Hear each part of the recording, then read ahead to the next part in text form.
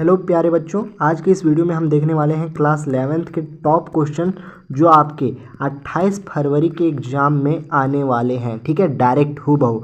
अगर आप चाहते हैं कि इसका पीडीएफ आपको मिल जाए तो आपको इस वीडियो के डिस्क्रिप्शन में टेलीग्राम का लिंक होगा, वहाँ से आप ये पीडीएफ ले सकते हैं। ठीक है, चलिए बिना देरी के स्टार्ट करते हैं। आज का ये पहला क्वेश्चन क्या बोल रहा है कि all possible subset of set, ये में सेट क्या है 2 3 4 कह रहा है कि सारा पॉसिबल सबसेट क्या होगा इस सेट का 2 3 4 का। तो हम जानते हैं कि फाई जो होता है, फाई वो हर किसी का सबसेट होता है, मतलब ये फाई हर किसी का सबसेट होता है कि नहीं? बिल्कुल।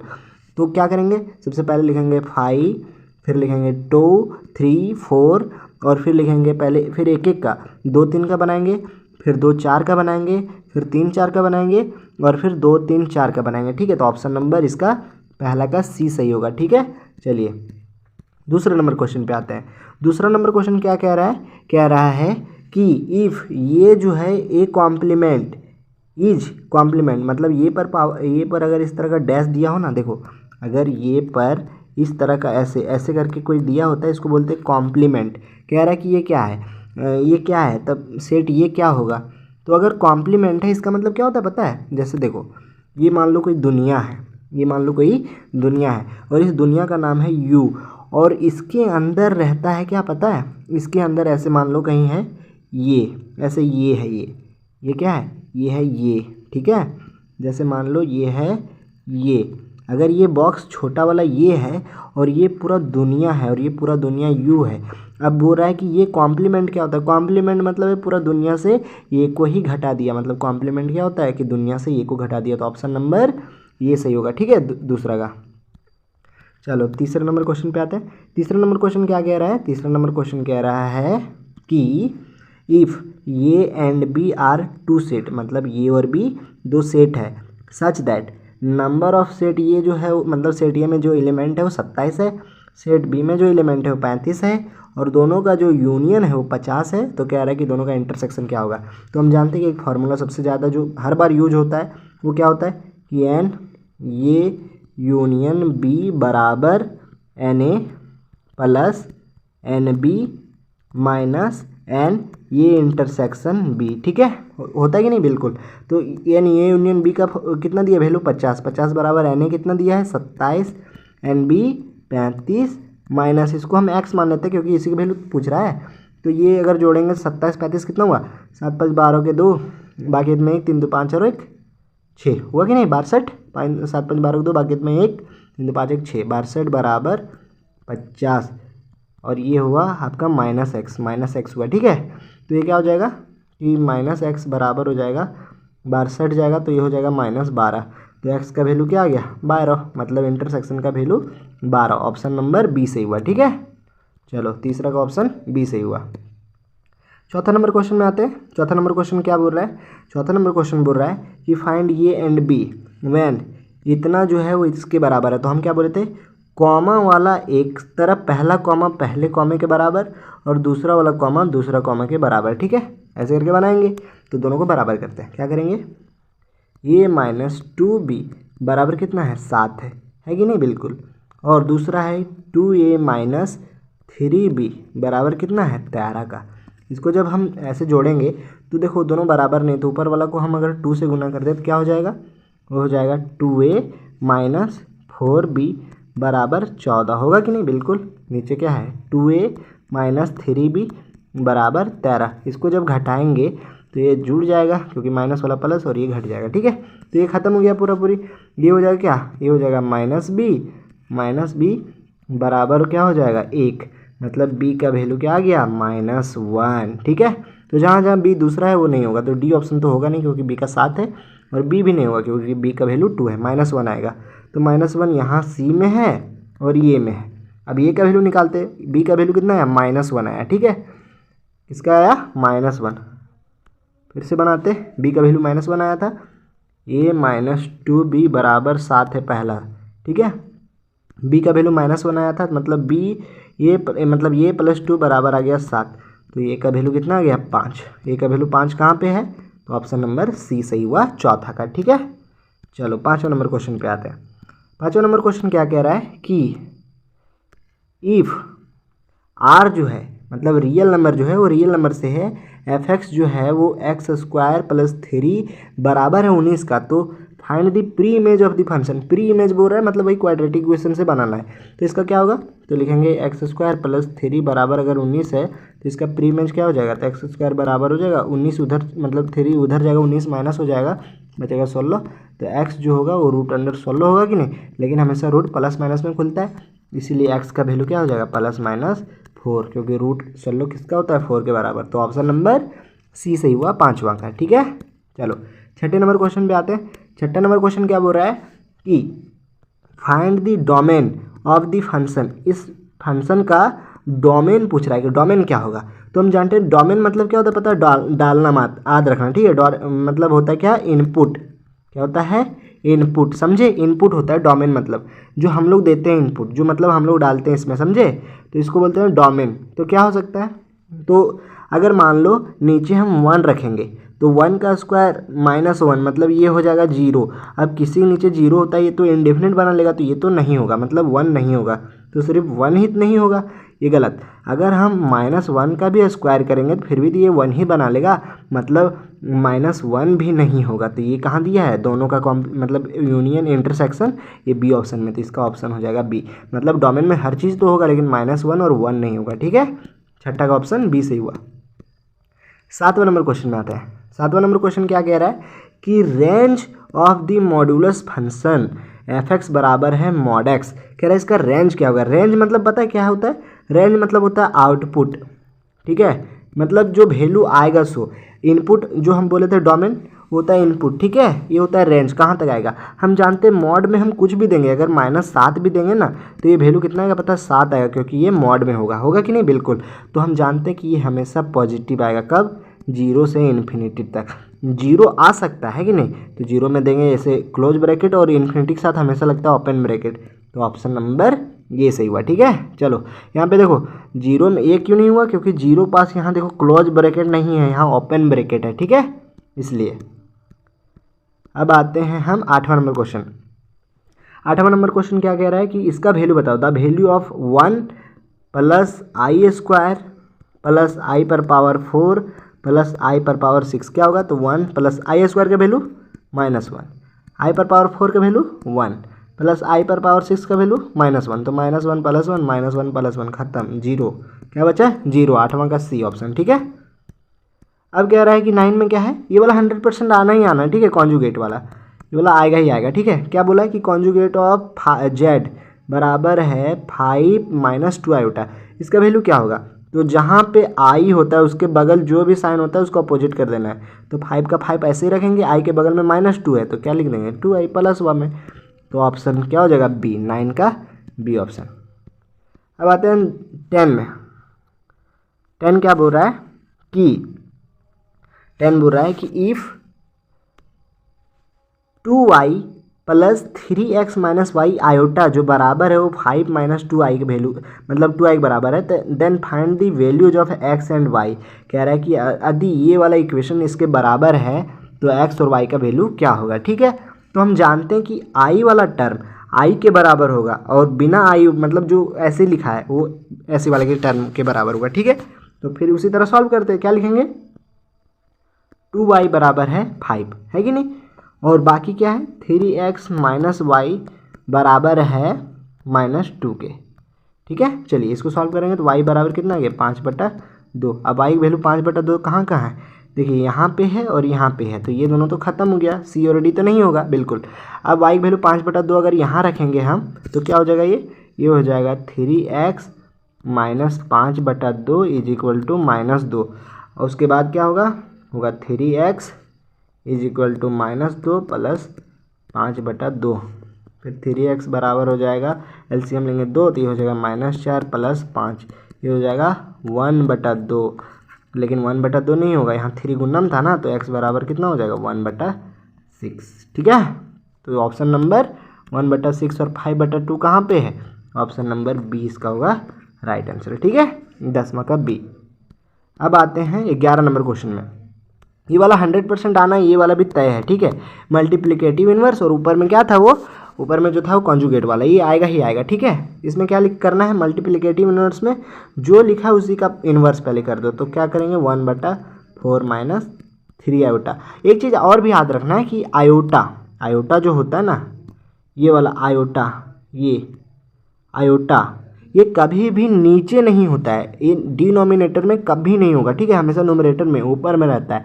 तो ऊपर में करने के लिए क्या करेंगे इसको, तो ऊपर में करने के लिए हम करेंगे रेशनलाइज, दोनों तरफ ऊपर नीचे 4 + 3 आयोटा और 4 + 3 आयोटा से रेशनलाइज करेंगे।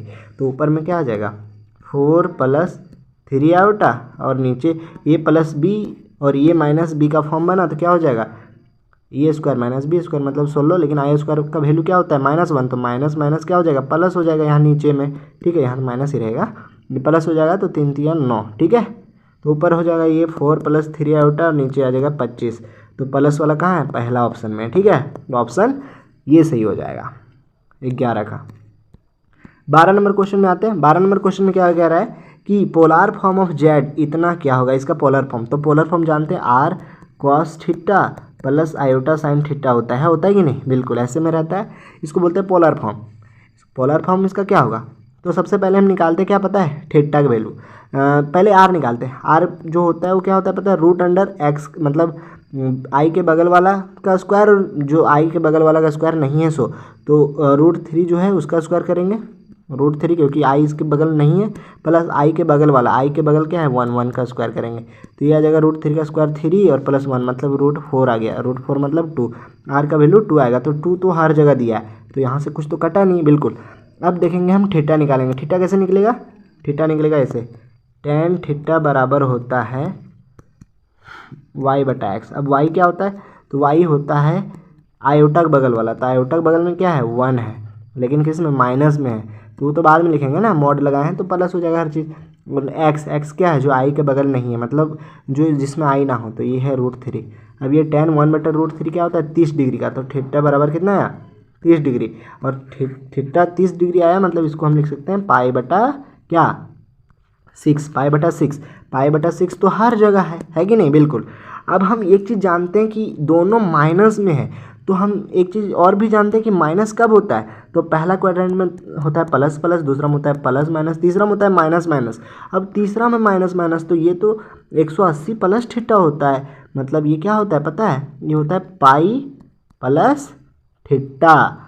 अब π+θ कोई टर्म में नहीं है। देखो अगर इसको हम तोड़ेंगे तो ये कैसे टूटेगा पता है, ये वाला ये टूटेगा π - π/6, हर जगह यही टूटेगा।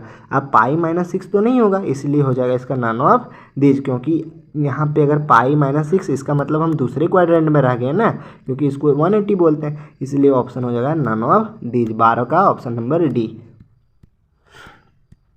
13 नंबर क्वेश्चन में आता है। 13 नंबर क्वेश्चन क्या बोल रहा है कि इमेजनरी रूट ऑफ इक्वेशन, ये इक्वेशन है उसका इमेजनरी रूट क्या होगा।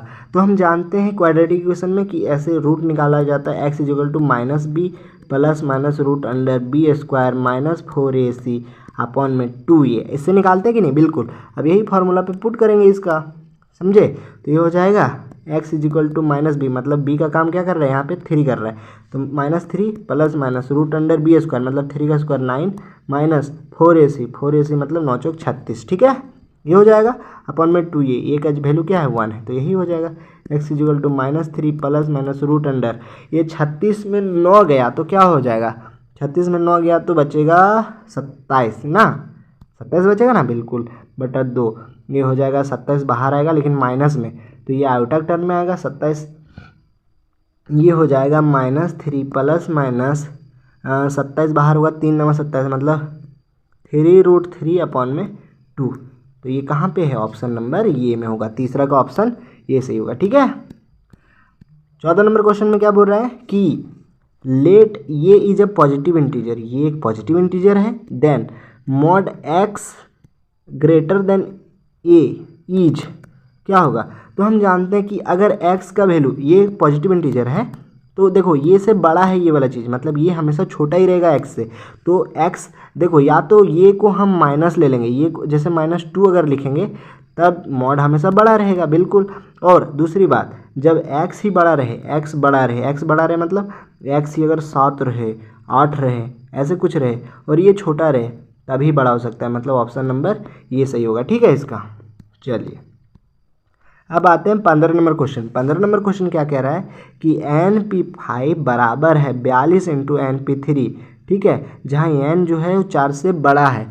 तो बताओ कि वैल्यू क्या होगा n का। तो हम जानते हैं यहाँ p है, p मतलब n फैक्टोरियल अपॉन में दोनों का अंतर का फैक्टोरियल, बस 5 फैक्टोरियल बराबर 42 इंटू ये हो जाएगा n का फैक्टोरियल अपॉन में n-3 का फैक्टोरियल। ठीक है, अब देखो n फैक्टोरियल दोनों तरफ है, कट जाएगा तो क्या हो जाएगा 1/n-5 का फैक्टोरियल बराबर हो जाएगा 42 इंटू 1/n-3 का फैक्टोरियल क्या कर सकते हैं n-3 into n-4 into n-5 का फैक्टोरियल।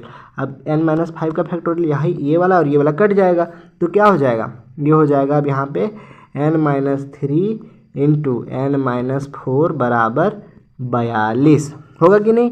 ये वाला भागा में था, ऊपर चल जाएगा तो गुणा हो जाएगा।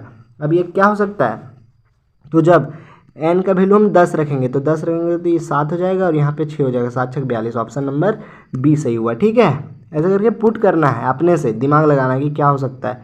चलिए अब क्या कह रहा है यहाँ पे 16 नंबर क्वेश्चन में। 16 नंबर क्वेश्चन में कह रहा है कि relation between permutation and combination is, मतलब परमुटेशन और कॉम्बिनेशन में रिलेशन क्या है। तो हम आपको ऊपर बताएं कि कॉम्बिनेशन जो होता है ये क्या होता है पता है, ये होता है ऊपर जो n का फैक्टोरियल होता है 100 और नीचे p होता है उसका, मतलब r जो होता है उसका फैक्टोरियल और n माइनस r दोनों का फैक्टोरियल, और बाकी जो p होता है ये होता है सिर्फ ऊपर n का फैक्टोरियल और बाकी दोनों अंतर का फैक्टोरियल, बस यही होता है डिफरेंस।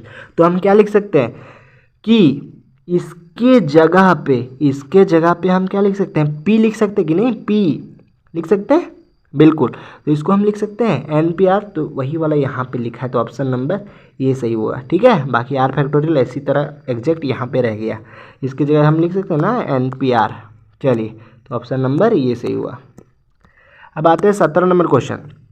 17 नंबर क्वेश्चन क्या कह रहा है कि if 1/4 factorial plus 1/5 factorial is equal to x/6 factorial. तो बताओ कि देन वैल्यू ऑफ x का वैल्यू क्या होगा। तो हम हर तरफ से 4 फैक्टोरियल कॉमन ले लेते हैं। तो 4 फैक्टोरियल जब कॉमन ले लेंगे, 1/4 फैक्टोरियल जब कॉमन ले लेंगे हम, तब क्या हो जाएगा, 1/4 फैक्टोरियल जब कॉमन लेंगे तब क्या हो जाएगा, ये हो जाएगा 1 plus 1/5 is equal to x upon में 6 इंटू 5 इंटू 4 फैक्टोरियल। तो 4 फैक्टोरियल से 4 फैक्टोरियल ख़त्म, ये हो जाएगा क्या, ये एलसीएम लेंगे तो 1 हो जाएगा, ये हो जाएगा 5 नीचे और ये हो जाएगा क्या 5 1 6, 6/5 is equal to x upon में 6 गुने 5। अब ये 5 से ये 5 ख़त्म, ये हो जाएगा x बराबर कितना 36, क्योंकि ये नीचे वाला जो 6 है ये चल जाएगा ऊपर, तो x बराबर क्या होगा 36। ऑप्शन नंबर बी सही हुआ। ठीक है, 17 का ऑप्शन नंबर बी सही हुआ। अब आते हैं 18 नंबर क्वेश्चन में। 18 नंबर क्वेश्चन में क्या बोल रहा है कि 18 नंबर क्वेश्चन कह रहा है कि NCR प्लस NCR-1 ये किसके बराबर है। ये तो शॉर्ट ट्रिक होता है। कैसे, मान लो अगर 5C4 है प्लस 5C3 है, मतलब यहाँ से एक कम अगर यहाँ नीचे में हो तो क्या हो जाता है पता है, ऊपर वाला एक पावर बढ़ जाता है, मतलब ये हो जाएगा 6C4 के बराबर। 4 का क्या है, जो ज़्यादा वाला टर्म है सो, समझे। तो वही वाला यहाँ भी तो लिखा है, यहाँ क्या है, यहाँ उसी तरह लिखा है NCR प्लस NCR-1, तो ऊपर में एक बढ़ जाएगा तो ये हो जाएगा N+1C, जो बड़ा है क्या है, बड़ा R, तो N+1CR। ऑप्शन नंबर ये इसका सही होगा 18 का। ठीक है, चलिए 19 नंबर क्वेश्चन में आते हैं। 19 नंबर क्वेश्चन ये भी बहुत इंपॉर्टेंट है, ये वाला 100% आपको रट्टा लगा लेना है। ठीक है, क्या है कि NC8 बराबर है NC6 का, देन वैल्यू ऑफ NC3 का वैल्यू क्या होगा। तो जहाँ भी आपको ऐसे टर्म रहे तो ये तभी संभव है जब 8 6 के बराबर होता है। तो 8 6 के बराबर तो है नहीं, या 8 और 6 का जोड़ n के बराबर हो, मतलब या तो ये नीचे में जो है वो बराबर हो तभी ऐसा होगा, या फिर ये दोनों का जोड़ n के बराबर हो, मतलब 8 + 6 = n, तो n बराबर क्या आ गया 14 आ गया। आया कि नहीं? बिल्कुल। तो यहाँ पे 14C3 फाइंड करना है। तो 14C3 जब करेंगे तो क्या हो जाएगा 14C3, तो हो जाएगा 14 का फैक्टोरियल अपॉन नीचे 3 का फैक्टोरियल, क्योंकि c है ना तो नीचे वाला का भी फैक्टोरियल होगा, तो 3 फैक्टोरियल इंटू 14 में 3 गया कितना बचेगा 11 का फैक्टोरियल। ठीक है, तो ये हो जाएगा 14 × 13 × 12 × 11 का फैक्टोरियल ऊपर में, और नीचे हो जाएगा 3 फैक्टोरियल इंटू 11 फैक्टोरियल। तो 11 फैक्टोरियल से 11 खत्म, और ये 3 फैक्टोरियल मतलब 6, तो 6 दूना 12, ये 2 से 12 में चला गया। अब 14 × 13 × 2 करेंगे तो ये कितना आएगा, ये आएगा आपका 364 आएगा। ठीक है, इतना ही ना आएगा, 4 × 12, 12 दूनी 24, लास्ट में 4 आ रहा। हाँ, यही वाला ऑप्शन नंबर सी सही होगा 19 का। अब आते हैं 20 नंबर क्वेश्चन में। 20 नंबर क्वेश्चन क्या कह रहा है कि find the 6th term of the expansion, इस एक्सपेंशन का छठा टर्म निकालिए। तो टर्म कैसे निकाला जाता है पता है आपको? मैं छठा टर्म अगर बोला है T6th टर्म, तो इसको लिखते हैं T5 + 1 टर्म, मतलब r का वैल्यू क्या कर रहा है 5, तो ये हो जाएगा 9C5 4x अपॉन में 5 पर पावर 9 - 5 करेंगे, 9 - 5 क्या होगा 4 और -5, ऐसे करके जब बैठाएंगे तो इसका ऑप्शन नंबर सी होगा। ठीक है, ये बहुत लॉन्ग बनेगा लेकिन आपको तो बनाना पड़ेगा ना, इसीलिए तो ऑप्शन इसका सी सही होगा। ठीक है, इसका जो होता है फार्मूला, जनरल फार्मूला, वो कैसे होता है पता है? ये होता है NCR, ये मतलब जो पहला लिखा हो ये पर पावर n - r, ए पर पावर n - r और b पर पावर r, ये होता है इसका जनरल टर्म। समझे? इस पे वैल्यू पुट करना है आपको। बात है 21 नंबर क्वेश्चन। 21 नंबर क्वेश्चन क्या कह रहा है कि which term of the AP, मतलब which term of the AP, AP में किस टर्म का वैल्यू जो होगा वो 379 होगा। तो देखते हैं किसका होगा। तो देखिए यहाँ पे हम 379 लास्ट है, तो ये n बराबर कितना आ गया 379 आया कि नहीं? बिल्कुल। तो हम जानते हैं इसका फार्मूला होता है ये प्लस n - 1 इंटू डी, ये होता है कि नहीं? बिल्कुल होता है। तो 379 बराबर हो जाएगा, क्या हो जाएगा 379 बराबर ये का वैल्यू कितना है 9 plus n - 1 into D, D का वैल्यू 9 × 5 = 14, 5 है कि नहीं? बिल्कुल। तो 379 में 9 घट जाएगा तो कितना बचेगा 370, ये बराबर के उधर जाएगा माइनस होगा ना जी, बिल्कुल। ये हो जाएगा n - 1 इंटू 5। अब 5 से जब भागा देंगे तो ये कितना बार में कटेगा 7 × 5 = 35, बचा 2, 7 चौक मतलब 5 चौक 20।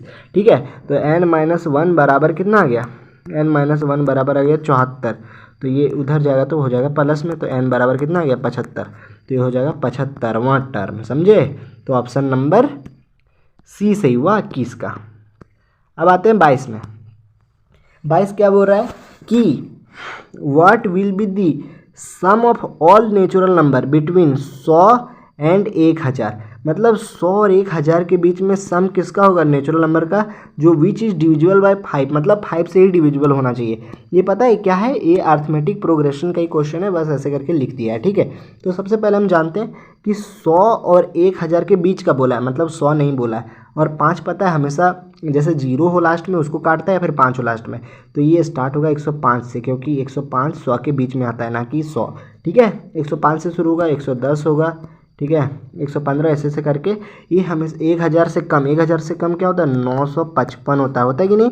955 को काटेगा तो लास्ट टर्म क्या हो गया 955, इसका सम बोला है। तो सबसे पहले हम n निकालेंगे, n हमको पता नहीं है ना, तो इसीलिए तो हम n निकालेंगे, तो लास्ट टर्म क्या है 955, तो 955 बराबर हो जाएगा ये प्लस n - 1 इंटू डी, ये क्या है 105 plus n - 1 into D, D किसका है? डी अंतर तो 5 5 का ही है ना।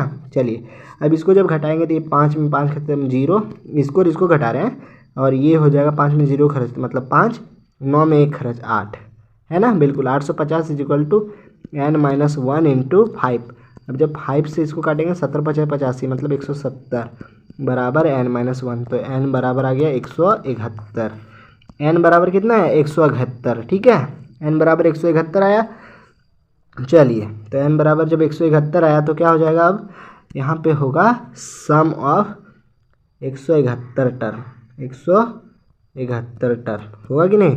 तो सम होता है n/2 of 2a plus n minus 1 into D. ऐसे होगा कि नहीं? बिल्कुल। या फिर एक और फार्मूला होता है n/2 ऑफ ये प्लस l। l मतलब क्या होता है? Last term. तो n/2 मतलब 171/2 इंटू ये प्लस ये l। ये कितना है? ये था 105 और लास्ट कितना था? 955। जब इसको जोड़ेंगे तब क्या आ जाएगा? 98,450। शायद ऑप्शन बी ही होगा। ठीक है, कैलकुलेशन कर लीजिएगा। चलिए 94,850 की 98,850 जो होगा आप इसका कैलकुलेशन कर लीजिएगा। चलिए अब आते हैं 23 नंबर क्वेश्चन में। 23 नंबर क्वेश्चन क्या बोल रहा है कि for what value of x are the number -2/7 x और इतना आर इन जीपी। हम क्या बोले थे कि ये बी और सी अगर जीपी में है तब क्या होगा कि बीच वाला जो होगा, बीच वाला b² बराबर होगा ये दोनों का गुणना का। ठीक है, ये सी। तो x² किसके बराबर हो जाएगा? x² बराबर हो जाएगा -2/7 इंटू -7/2। तो माइनस माइनस प्लस हो जाएगा और ये 2 इससे काट जाएगा, ये 7 इससे, मतलब x² बराबर हो गया 1। तो x जो है वो किसके बराबर है? x जो है वो -1 + 1 के बराबर होगा, क्योंकि स्क्वायर उधर जाएगा, मतलब x + 1 - 1 ये के बराबर होगा। ठीक है, चलिए 24 नंबर क्वेश्चन में क्या बोल रहा है? 24 नंबर क्वेश्चन में बोल रहा है कि द डिग्री मेजर ऑफ 3/4 ये रेडियन में दिया है, तो इसका डिग्री कितना बराबर होता है? तो इसका 42 57 degree 16 minute 42 degree 57 minute 16 second के ही बराबर होगा। ये कैसे बनाएंगे? तो देखो डिग्री से सबसे पहले मतलब डिग्री में बदलना है रेडियन को, तो डिग्री में कैसे बदलेंगे? डिग्री में बदलने के लिए सबसे पहले 3/4 इंटू डिग्री में बदलने के लिए 180/पाई। अब पाई का वैल्यू क्या होता है? 22/7 होता है। तो इसको जब हम पुट करेंगे तब वैल्यू यही आएगा, ऑप्शन नंबर बी। ठीक है, उसी तरह सेम यहाँ पे क्या करना है 25 नंबर क्वेश्चन में? 25 नंबर क्वेश्चन बोल रहा है कि find the degree of angle. Degree of angle पूछ रहा है at the centre of circle of the diameter. Diameter कितना है? 50 एंड आर्क लेंथ इतना है। तो हम जानते हैं थीटा बराबर होता है L/R। ये फार्मूला होता है कि नहीं? यहाँ थीटा क्या बता रहा है? डिग्री बता रहा है एंगल का, और L क्या है? आर्क लेंथ बता रहा है, और R रेडियस बता रहा है। तो डायमीटर 50 है तो रेडियस कितना हो जाएगा? 25 हो जाएगा कि नहीं? बिल्कुल। और L कितना है? 11। तो 11/25 को फिर से हम डिग्री में बदलेंगे। डिग्री मतलब 180/पाई में। इसका वैल्यू कितना आएगा पता है? इसका वैल्यू भी आएगा 25 डिग्री 12 मिनट। ठीक है, 12 मिनट। इसको मिनट पढ़ते हैं, एक ऐसे रहेगा तो, और 2 रहेगा तो इसको सेकंड पढ़ते हैं। ठीक है, तो ऑप्शन नंबर सी सही होगा। चलिए अब आते हैं 26 नंबर क्वेश्चन में। 26 नंबर क्वेश्चन क्या बोल रहा है कि वैल्यू ऑफ कॉस 15 पाइज।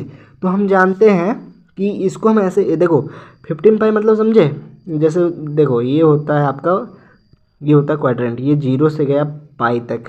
ठीक है, 1 पाई, ये गया, अरे चलो ये गया 2 पाई, ये गया 3 4 5 6 7 8 9 10 11 12 13 14 15 बार अगर यहाँ पे आया तो ये क्या बनाएगा? 15 बार भी आया तो फिर भी तो ये तो कॉस पाई ही तो बनाएगा, और कॉस पाई का वैल्यू क्या होता है? -1। तो ऑप्शन नंबर सी सही होगा 26 का। ठीक है, चलो अब आते हैं 27 नंबर क्वेश्चन पे।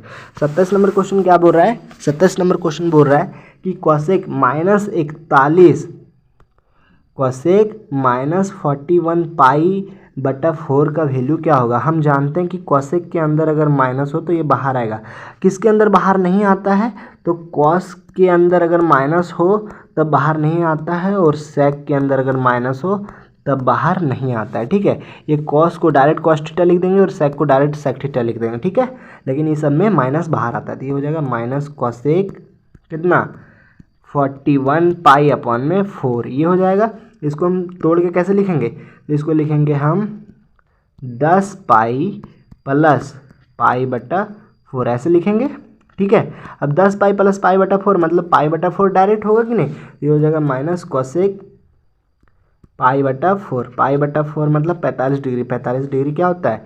45 डिग्री होता है 0 1/2 1/√2 1/√2, लेकिन माइनस में होगा क्योंकि ये माइनस लगा रहेगा ना, तो √2 माइनस में हो जाएगा। ठीक है, क्योंकि देखो हम साइन का आद किए, ताकि साइन जो होता है कॉसेक का उल्टा होता है ना, तो -√2 हो जाएगा। ऑप्शन नंबर बी, ऑप्शन 27 का। ठीक है, 28 नंबर क्वेश्चन, ये तो फॉर्मूला बेस्ड है, इसका ऑप्शन नंबर ये होगा सही। ठीक है, 10x प्लस वाई बराबर 10x प्लस 10y अपन में 1 माइनस 10x 10y, ठीक है, फॉर्मूला याद रखिएगा।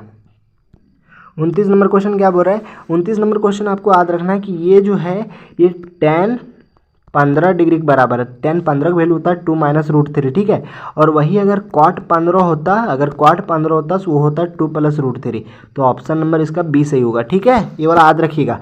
पाई बटा 12 मतलब क्या होता है पता है, ये होता है 15 डिग्री के बराबर, क्योंकि पाई का वैल्यू 180 होता है और 180 को जब काटेंगे तो 15 डिग्री आएगा। tan 15 का वैल्यू होता है 2 माइनस रूट 3, ठीक है, और tan 75 का वैल्यू अगर बोलिएगा तो देखो tan 15 का वैल्यू होता है 2 माइनस रूट 3 और tan 75 का बोलिएगा 2 प्लस रूट 3, क्योंकि tan 75 क्या हो गया cot 90 माइनस थीटा मतलब cot 15 होगा कि नहीं, तो इसका होगा ऑप्शन नंबर बी सही, ठीक है, 29 का। 30 नंबर क्वेश्चन में आते हैं। 30 नंबर क्वेश्चन क्या कह रहा है कि इफ cos स्क्वायर थीटा बराबर cos स्क्वायर अल्फा है देन जनरल सॉल्यूशन क्या होगा, तो जनरल सॉल्यूशन इसका क्या होगा, तो हम जानते हैं कि अगर cos square theta cos square alpha के बराबर होता है तो जनरल सॉल्यूशन होता है थीटा बराबर n pi plus minus alpha, plus minus alpha दोनों होता है, ना कि ये, ठीक है, दोनों होता है। अब चलते हैं हम 31 नंबर क्वेश्चन पे। 31 नंबर क्वेश्चन बहुत आसान है, ये वाला याद रखिएगा। कह रहा है कि जब when two line L1 and L2 are perpendicular, जब परपेंडिकुलर है to each other then their slope, दोनों का स्लोप m1 m2 है, कैसे होगा, तो हम जानते हैं कि इसका स्लोप -1 के बराबर होगा गुणना में, ठीक है, और अगर यही दोनों लाइन अगर पैरेलल होता तब m1 जो होता है वो m2 के बराबर होता है, ये वाला याद रखिएगा, मतलब दोनों स्लोप बराबर होगा पैरेलल में, और परपेंडिकुलर में जो दोनों स्लोप का प्रोडक्ट होगा वो -1 के बराबर होगा, ठीक है। 32 नंबर क्वेश्चन में आते हैं। 32 नंबर क्वेश्चन में इंटरसेप्ट फॉर्म बोल रहा है स्ट्रेट लाइन का, तो यही होता है इंटरसेप्ट फॉर्म x बटा ये प्लस y बटा b बराबर 1, ठीक है, -1 के बराबर नहीं 1 के बराबर होता है, ऑप्शन नंबर ए सही होगा। अब आते हैं 33 नंबर क्वेश्चन। ये वाला बहुत लंबा सवाल है, बहुत टफ सवाल है, ऐसा नहीं पूछा जाता था पहले, ये पहली बार आया है, ठीक है। चलिए यहाँ पे क्या बोल रहा है कि यह सर्कल, ये पूछा भी नहीं जाएगा, ये सर्कल पासिस थ्रू पॉइंट इतना इतना एंड इतना, तो इसका सेंटर बताओ क्या होगा, तो हम जानते हैं कि ये देखो ये सर्कल है, अगर ये तीनों पॉइंट से अगर पास कर रहा है, जैसे देखो क्या करेंगे हम, देखो ये हुआ आपका एक सर्कल, ठीक है, और बीच में दिए एक बिंदु, बीच में एक दिए बिंदु। अब देखो ये बी और सी जो है, ये मान लो ये यहाँ पे है, बी यहाँ पे है और सी मान लो यहाँ पे है। अब देखो एक चीज़ तो दिमाग लगाना होगा ना कि पॉइंट से जो दूरी यहाँ तक होगा वही दूरी यहाँ तक होगा और यही दूरी यहाँ तक होगा, क्योंकि रेडियस ही तो है, तो रेडियस तो बदलेगा नहीं। तो क्या करेंगे, यहाँ से हम इसका डिस्टेंस फार्मूला निकालेंगे तीनों पॉइंट पे, ठीक है, ये दोनों पॉइंट और ये दोनों पॉइंट जो आएगा सेटिस्फाई करेगा वही वाला आंसर हो जाएगा। मतलब डिस्टेंस फार्मूला निकालेंगे। डिस्टेंस क्या होता है, डिस्टेंस होता है root under x minus x2 minus x1 का whole square plus y2 minus y1 का होल स्क्वायर, मतलब दोनों पॉइंट का अंतर का स्क्वायर रूट के अंदर। तो जब ये वाला रखेंगे ना तो यही सेटिस्फाई करेगा, बाकी कोई नहीं सेटिस्फाई करेगा, तो ऑप्शन नंबर ये सही हो जाएगा 33 का, ठीक है। ऐसे करके दिमाग लगाना है। बाकी देखिए 34 नंबर क्वेश्चन क्या बोल रहा है, 34 नंबर कह रहा है कि फॉर पैराबोला एक्स स्क्वायर बराबर अगर 6y है then focus and equation of directrix क्या होगा, तो फोकस क्या होगा 0, ये हो जाएगा।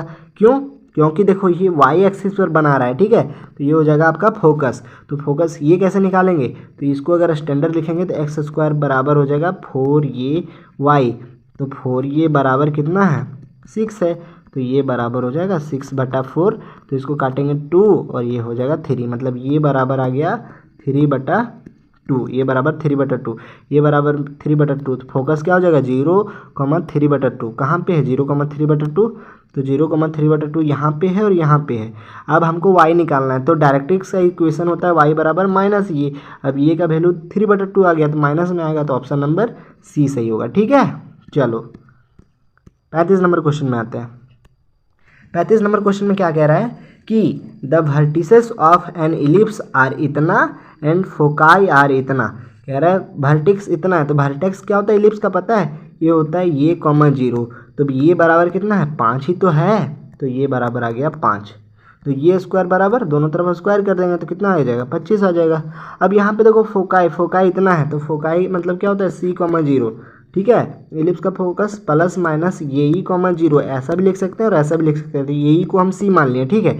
तो अब एक चीज़ जानते हैं क्या कि ये स्क्वायर बराबर होता है बी स्क्वायर प्लस सी स्क्वायर। यहाँ ए स्क्वायर कितना आया था 25 आया था और बी स्क्वायर ही तो हमको निकालना है, तो बी स्क्वायर को मान लो बी स्क्वायर ऐसे, और सी स्क्वायर सी कितना है मतलब 4 का स्क्वायर कितना होता है 16। अब 16 इधर घटाएंगे तो बी स्क्वायर बराबर कितना आ गया 9। अब हम जानते हैं स्टैंडर्ड जो इक्वेशन होता है इलिप्स का, बी स्क्वायर बराबर 9 आया ना।